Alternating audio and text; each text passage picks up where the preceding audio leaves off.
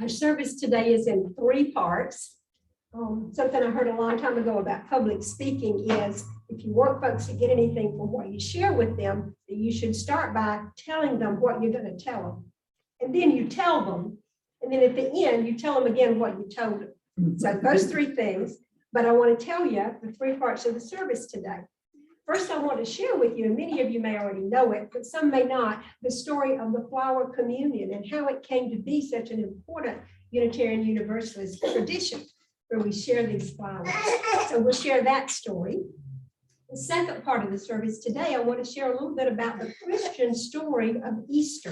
And we're going to do that with a video, some beautiful art paintings from all over Europe that kind of depict different elements of the story of Easter from the Christian perspective. And then the third part of what I want to share this morning is little teasers and tidbits and excerpts from a book I'm reading that I think any of you would enjoy. It's Jane Goodall's latest book called Hope. So it's all about how she finds hope for continuing in today's world. So those are the 3 things I want to share with you this morning, beginning with the story of the communion, of the flower communion.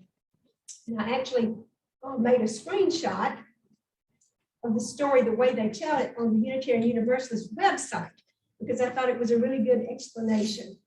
So there was an American Baptist minister whose name was Norbert Chapek, and he met the woman who was going to become his wife, and she invited him to go to a Unitarian service, and he wound up becoming a Unitarian minister.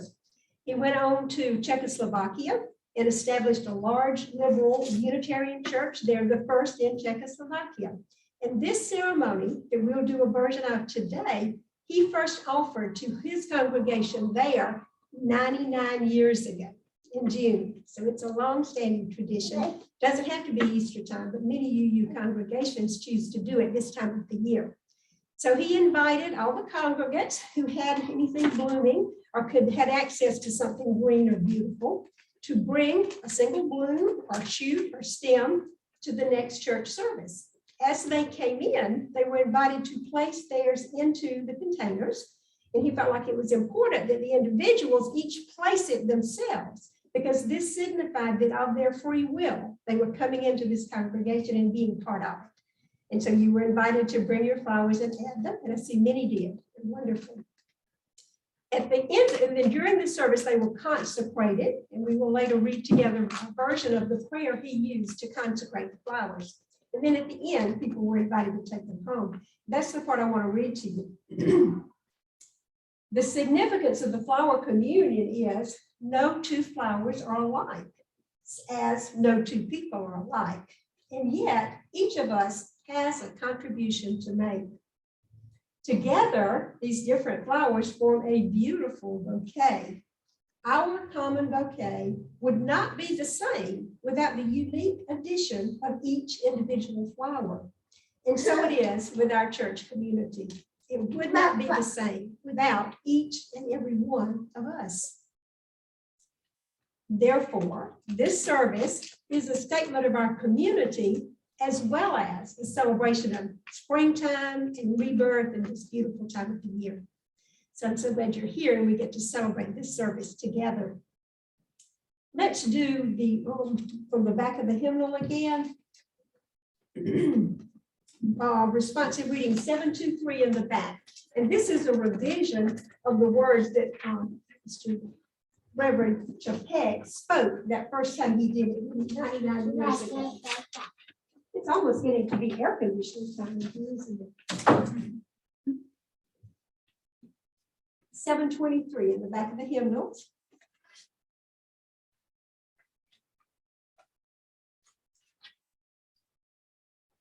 As I said, this is a revision of the words spoken by Reverend Norbert Chapek. And let's just read alternately. I'll read the first paragraph and ask you to respond with the second, and we'll continue through the 5 paragraphs. In the name of providence, which implants in the seed the future of the flower, and in our hearts the longing for people to live in harmony. In the name of the highest, in whom we move, and who makes the mother and father, the brother and sister, lover and lover, what they are. In the names of sages and great religious leaders, who sacrificed their lives to hasten the coming of the age of mutual respect. Let us renew our resolution sincerely to be real brothers and sisters, regardless of any kind of bar which estranges us from each other.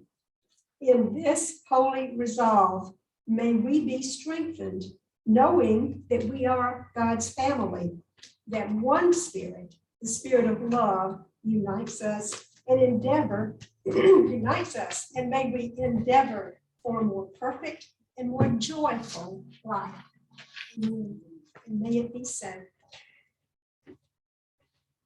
The second part of our story today is the story of Easter, and we have a 4-minute video that I need to get queued up. It tells the story of the Easter story from a Christian perspective. There's a mute. That's come on in a minute.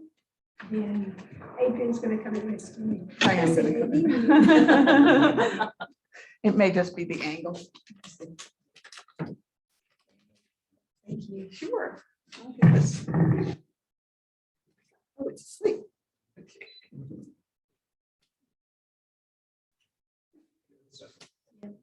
Is it on? It's on? Yes. We practiced the part once. Yes, it's coming up. Got it.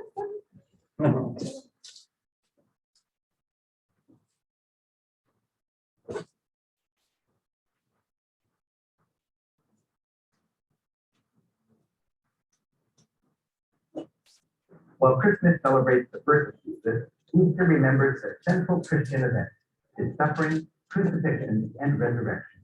For Christians, it's the story of how Christ died to save humankind from sin and bring the gift of salvation. For nearly 2,000 years, those events described in the Bible have been expressed through great European art.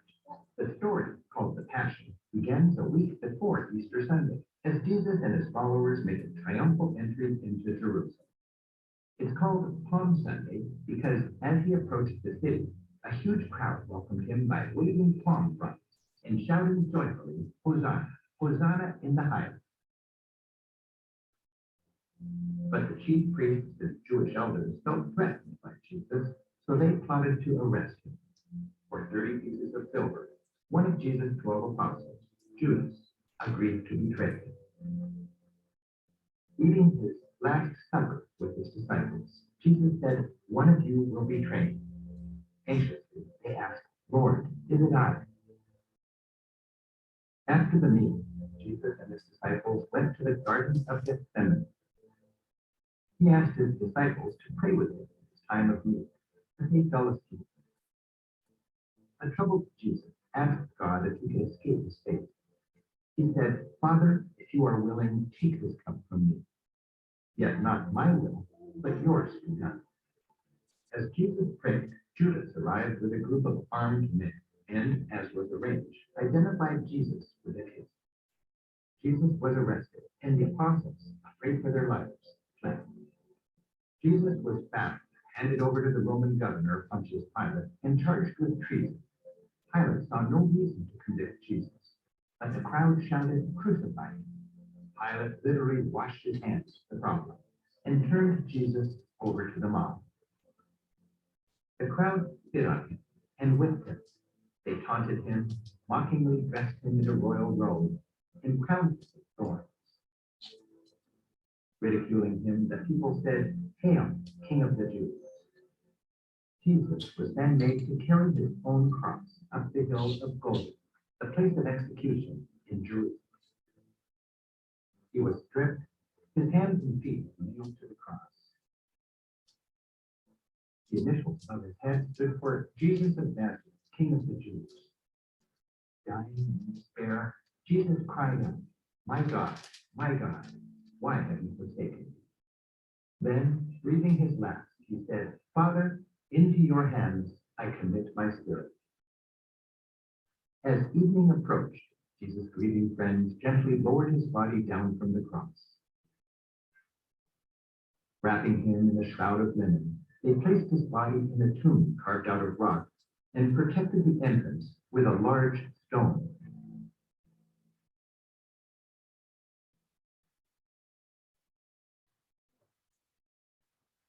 On Sunday morning, Mary Magdalene, the women who came to anoint his body, went to the tomb and saw the stone was rolled away. An angel told them not to worry and that Jesus had risen. Bewildered and frightened, the women fled.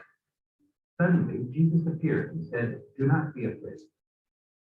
He instructed them to tell the apostles that he was alive. When the apostles saw Jesus, they couldn't believe it was him. To prove it was actually him, he encouraged them to touch his wounds and the broke bread together. After 40 days, Jesus blessed his followers and told them to go out and preach the gospel, the good news of his resurrection. Christians believed and then ascended to heaven before their very eyes. This remarkable story has helped shape Western history for 2,000 years.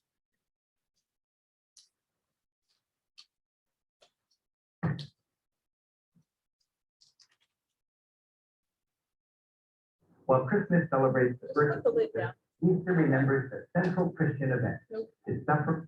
Nope, excellent. Yep, I would just shut it off.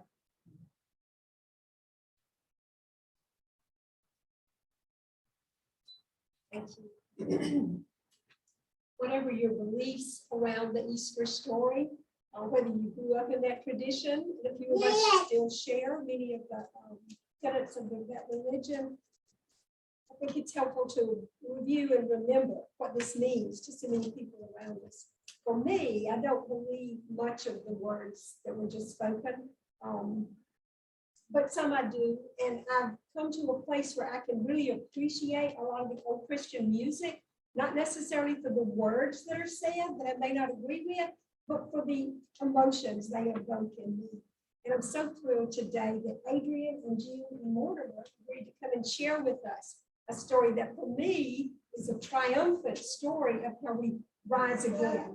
And it can be, as it talks about here, Jesus from the grave, but it can also be any form of triumph that may resonate with you.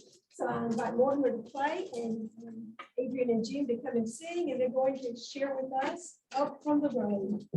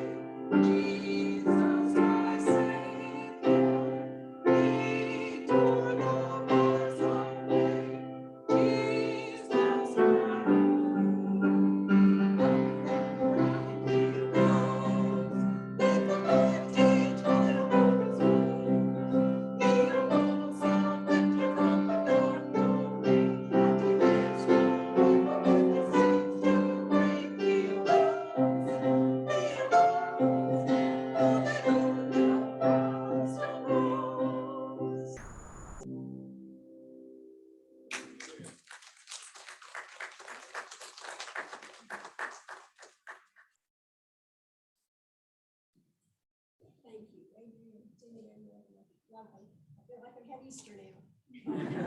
So that also reminds me of something that's kind of a dilemma. Growing up in a Baptist church, it was not okay to clap in church.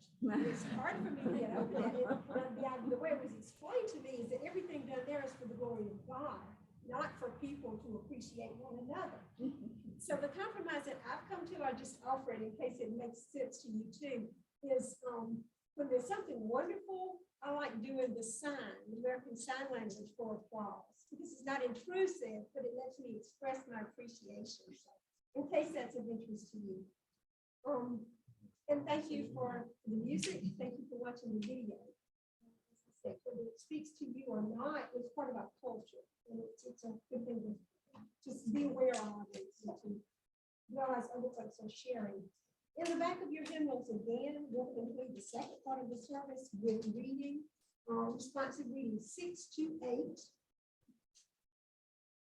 And I think this may be a more fitting way of thinking about the Easter story, or maybe fit more appropriately for more Unitarian Universalists. 6:28, rolling away the stone. Again, I'll read the first and ask you to respond with the italics. In the tomb of the soul, we carry secret yearnings, pains, frustrations, loneliness, fears, regrets, worries. In the tomb of the soul, take refuge from the world and its heaviness. In the tomb of the soul, we wrap ourselves in the security of darkness.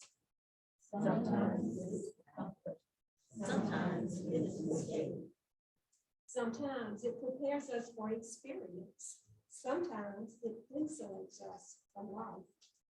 Sometimes it gives us time to feel the pain and reach out to heal others.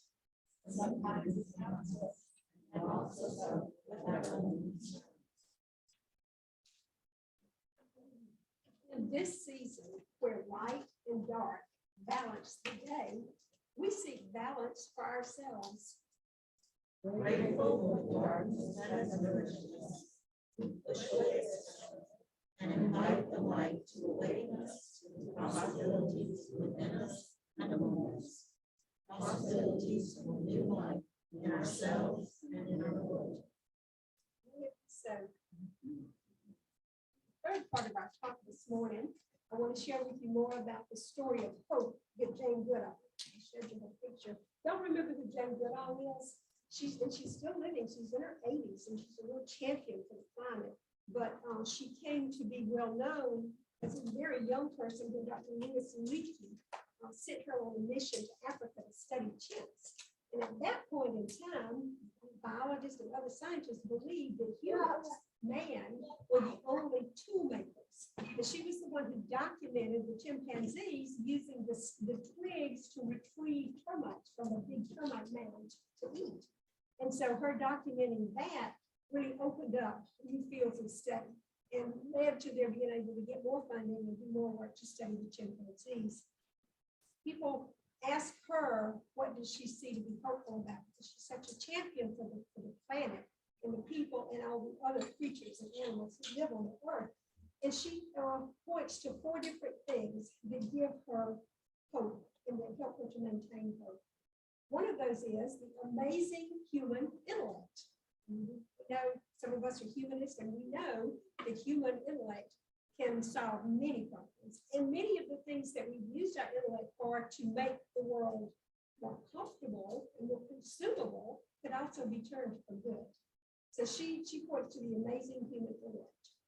A second thing she points to is the resilience of nature. I'll tell you all 4, and then I'll come back to the resilience of nature because there's some neat stories there. The third thing is the power of young people. She is encouraged and enthused by young people's energy. Greta Thunberg is a good example of that. And then the 4th is the indomitable human spirit. And I'll share with you her definition of what spirit means to her. But the resilience of nature is another tree story that I wanted to tell you about. Some of these I've heard about, but she tells 4 different stories about trees in this book. The first is about a Callery pear tree that was growing at ground zero in New York City in 9/11. And as they were clearing away the rubble from that, someone discovered this tree, part of it was still seemed to be alive. And so got permission to dig it up, transplant it to a nursery, nurture the tree. And then when the memorial was established, that tree was moved back to the site. And now it's growing and thriving. So that was an example of the resilience of nature, that it survived that terrible attack. The even more terrible and horrific attack is the second story. There's a camphor tree that was 500 years old, growing in Nagasaki when the atomic bomb was dropped on it. In the midst of trying to recover that from that, it was discovered that this tree, even though the top of it was blown away, the roots were still vibrant and alive. And so the Japanese people nurtured the tree, and it's still alive. And today they come and hang little tiny written prayers on the branches of the tree that is sprouted as a symbol of a hope of peace. There are two Methuselah trees that I want to tell you about. The Methuselah tree is the name given to a bristlecone pine tree that's somewhere in Northern California. Its exact location is protected because, of course, we want it to continue. But it has been documented to be 4,853 years old. Imagine that. A tree that old, still living, the oldest living thing in the world. Another Methuselah is only about 20 years old. But the reason it's named Methuselah and the reason it's of interest to us is that it is a date palm tree growing, I think, in Israel, that was grown from 2,000-year-old seeds. Seeds extracted from the pyramid. Somebody got permission to try to germinate some of them, and it worked. It grew into a palm tree. And palm trees apparently need males and females, and this was a male tree. So they got permission to try a few more, and they left out and got a female to grow. And they have actually produced dates. People have eaten the dates from these trees that are growing from seeds that are 2,000 years old. So I agree with it. These are pretty impressive examples of the resilience of nature. The third thing she pointed to, the power of young people. She talks about everywhere she goes and she encounters young people, she has begun starting these programs that she calls roots and shoots. And all over the world, young people have been enabled to realize that they can make a difference in small ways. And oftentimes when they get the adults and the others around them to support them, it grows and blossoms. And so the hope she finds in young people being willing to take up that challenge and how successful they have been in getting other people to support them and to make good things happen. It reminds me, Logan, you might remember, none of the other folks that age are in here. Years ago, we had a visiting teacher in Sunday school who did a lesson called, "What would you do if you had $1,000?" Anybody here remembers that? It's 10, 12 years ago, maybe. But what would you do if you had $1,000? And so the children, you remember this woman?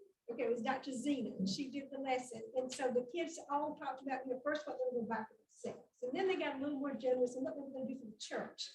But as they kept talking, what they came around to, what was on their minds, what they had been hearing about was, I think we would need to plant more trees in the rainforest. And so I was so impressed that our young people, and my grandchildren included, heard enough from me. But that was what they came up with. If they had $1,000, that's what they would do. So then one of them, and I don't know who it was, said, "Well, can we raise $1,000?" And she said, "Well, I don't know. Let's see if we can." And she came to the board and she went to the parents, and we all got behind them. And we had garage sales, we sold cookies and lemonade, we had a silent auction at the church. But the children, supported by the adults in the congregation, raised $1,000 and sent it to the Amazon, to one of the rainforest projects. So to me, that was kind of another example of what Jane Goodall is doing all over the world with these Roots and Shoots programs. Just pointing out and supporting people and realizing that we can make a difference. We can join together, even children. We can do little things, and together the little things become bigger things. The indomitable human spirit is her fourth thing that she points to that keeps her going. In the book, she talks about, this book was she was working with the guy who translates, who takes it down, her co-author, and meeting personally, and then COVID struck. And so they got sideways. So the last of the book is done on Zoom, in Zoom meetings. But she talks about that she realized she couldn't just stop because of the pandemic. And so she got busy at 80 plus years old, figuring out Zoom and speaking around the world, continuing to do that. But the author, the co-author, asked her, so what does spirit mean to you? She shared that for her, spirit is an energy force. It's an inner strength. And she believes that it comes from her connection to a greater spiritual power. And where she feels that the most is in nature. I think many of us can identify with that. So that's the third story about hope. Jane Goodall. It is at the library. This is a library copy, and I'll return it back in, and y'all can check it out if you want to. So we have talked about the 3 points today. We've talked about the origin story with the Reverend Chapek and how he began the flower ceremony. We shared the Easter, Christian Easter story, and up from the grave he arose. And then the hope, Jane Goodall, sharing the 4 different things that give her hope.